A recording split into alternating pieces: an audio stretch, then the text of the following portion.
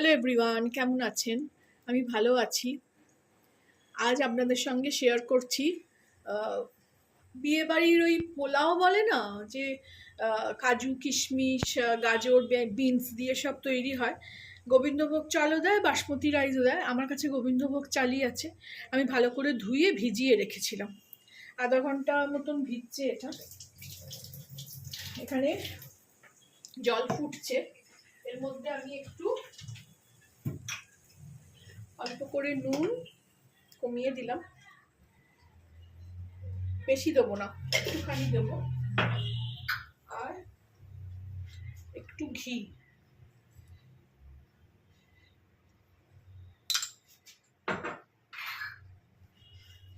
এটা ফুটে উঠলে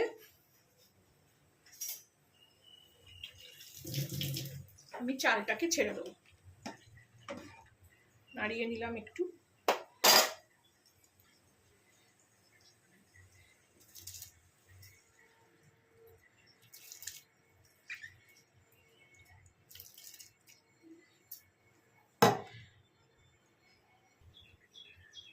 চাল এখানে ফুটছে। চালটা পুরোপুরি সেদ্ধ হবে না, একটু মানে 70-80% সেদ্ধ হবে। বাকিটা যখন পোলাও করব তার মধ্যেই সেদ্ধ হয়ে যাবে। এখনো বাকি আছে। আমি চালটা সেদ্ধ করে নিয়ে ফেরত আসছি। এই দেখুন, চাল উপরে উঠে এসছে, বোঝা যাচ্ছে?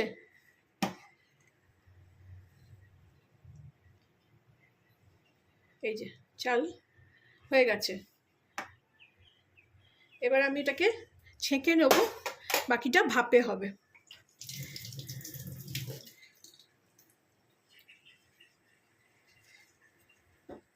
কমিয়ে দিলাম, এবার এটাকে আমি ছেঁকে নেব। আর এদিকে কড়া বসিয়ে দিলাম। ফিরে আসলাম। এদিকে দেখুন রাইসটা হয়ে গেছে। এই যে, এবার এদিকে কড়াইতে সেটাকে তৈরি করে নেব। অনেক সময় আমি একসঙ্গে নেড়েও করেছি, কিন্তু বেশিরভাগটা এইরকম ভাবেই ভাল লাগে, মানে ভাতটা আগে করে নিয়ে।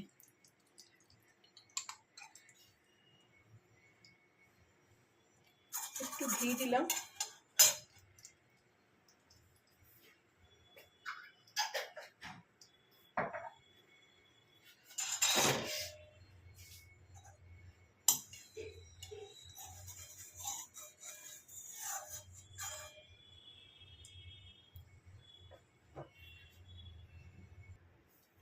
এখানে ঘি গরম হয়ে গেছে। ঘিয়ের সঙ্গে আমি একটুখানি সাদা তেল দিয়ে দেবো।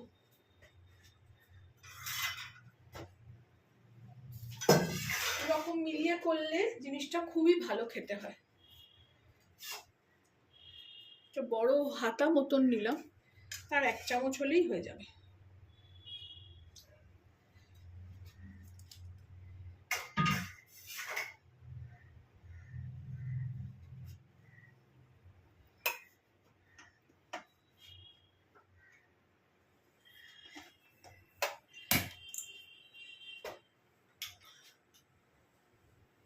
এটা গরম করে আবার নিভিয়ে দিয়েছিলাম, সবজিগুলো কাটা হয়নি।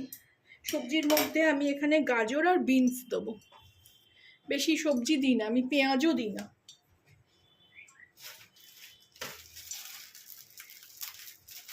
আর এটা এতই ভালো খেতে হয়, আমার তো ভালো লাগেই, আমার ছেলে মেয়েরও খুব পছন্দের। আগে প্রায়ই করতাম, এখন আর করা হয়ে ওঠে না। তেল গরম হয়ে গেছে, এর মধ্যে আমি গোটা গরম মশলা দিয়ে দিলাম। দারচিনি, লবঙ্গ, এলাচ আর গোলমরিচ।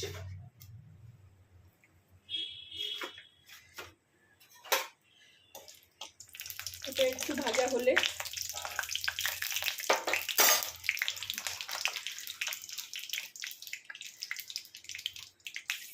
ঘিয়ের সঙ্গে গরম মশলা ভাজা হলে খুব সুন্দর গন্ধ ছাড়ে। আর এই লবঙ্গগুলো একটু ফাটে, একটু খেয়াল রেখে করবেন যারা নতুন নতুন রান্না করছেন। আর আমি এগুলো খুব ইজি প্রসেসে দেখাই, করি নিজেও। আমার অনেকক্ষণ ধরে, আমি আগেও বলেছি, আমি রান্না দেখি অনেক রকম, কিন্তু নিজের মতন করে করি। ফাটছে, লবঙ্গ ফাটছে। এর মধ্যে আমি কাজুগুলো একটু হালকা নেড়ে নেব, বেশি ভাজবো না।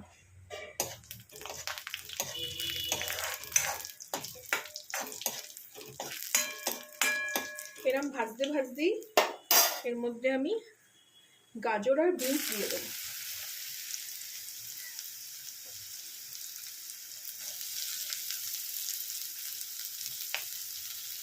হাতের কাছে যদি সমস্ত কিছু রেডি রাখতে পারেন, রেডি রেখে তৈরি করেন জিনিসটা, খুবই চটজলদি রান্না।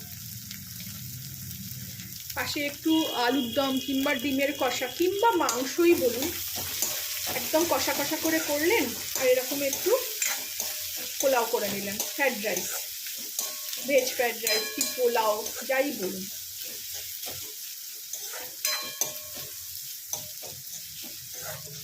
দেখে সাধারণত ভেজ ফ্রাইড রাইসই বলবে, অনেকে পেঁয়াজ দিয়ে করেন, কিন্তু আমি পেঁয়াজও দিই না।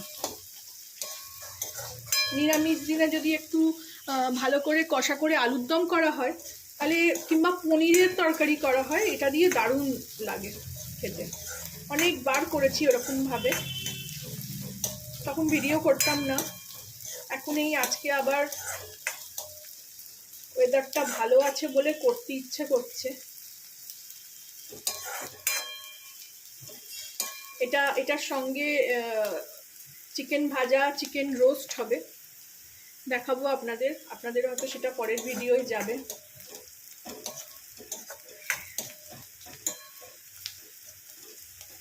বেশি ভাজতেও লাগে না গাজর বিনস।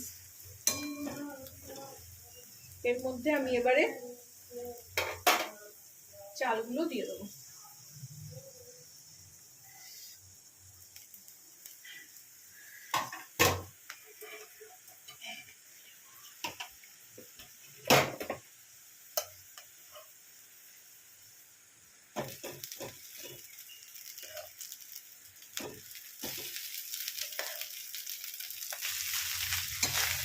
খানিকটা দিয়ে এটাকে একটু নাড়িয়ে নেবেন।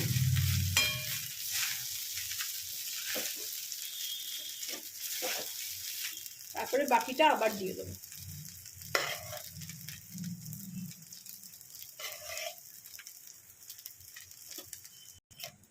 এইভাবে সব চালগুলো করে দিয়ে দিলাম।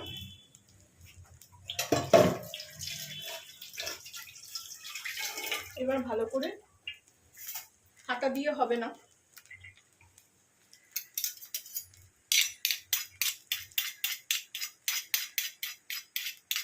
ভালো করে মিলিয়ে নেব।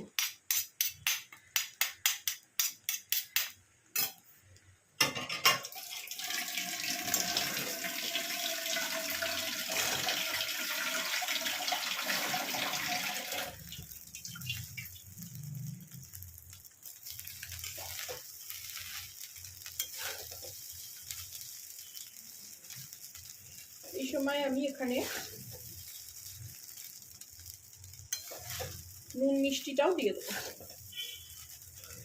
এতে আবার একটু নুনটা কম হবে।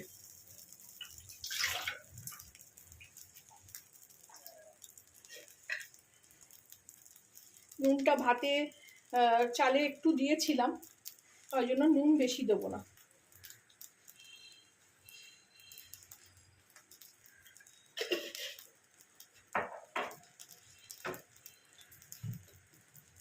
আমার কোনো ঝাল জিনিস খেতে গেলে তখন মনে হয় এরকম একটু মিষ্টি পোলাও হলে ভাল লাগে।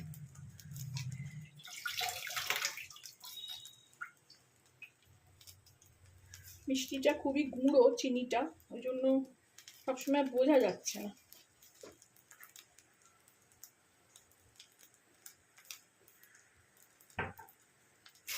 এর সঙ্গে সঙ্গে আমি কিশমিশগুলোও দিয়ে দেবো। আমি কিশমিশ না ভাজি না, আমার ভাল লাগে না কিশমিশ ভেজে।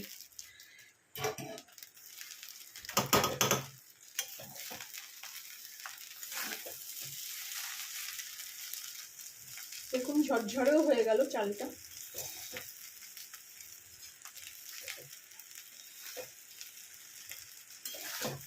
কি সুন্দর দেখতে লাগছে। এগুলো বিয়ে বাড়িতে, কাজের বাড়িতে অনেক সময় পোলায়ের চাল দিয়ে করে, বড় বড় সেই রাইসগুলো হয়। আমার আবার এগুলো গোবিন্দভোগ চাল দিয়ে খেতে খুব ভালো লাগে। আমি আগেও অনেকগুলো চালের রেসিপি দেখিয়েছি,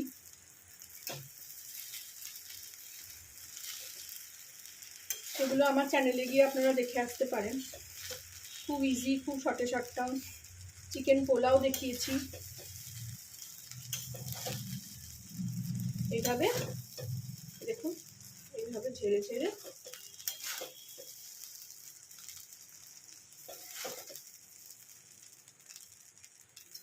একদম ঝরঝরে হয়ে গেছে। কাঁচা চালও যেরকম আমি মশলা ভাজলাম, ভাজার সময় কাঁচা চালটা দিয়েও, যেমন বাসন্তী পোলাও যখন করেছিলাম যেরকম দেখিয়েছিলাম, সেটাও আপনারা আমার চ্যানেলে গিয়ে দেখে আসতে পারেন। অনেকক্ষণ ধরে ভেজে ভেজে চালটা একদম শুকনো হয়ে গেলে, তবে যতটা চাল তার ডবল পরিমাণ জল দিলেই এই রান্নাটা হয়ে যাবে। তাহলে আর আলাদা করে চাল সেদ্ধ করতে হবে না।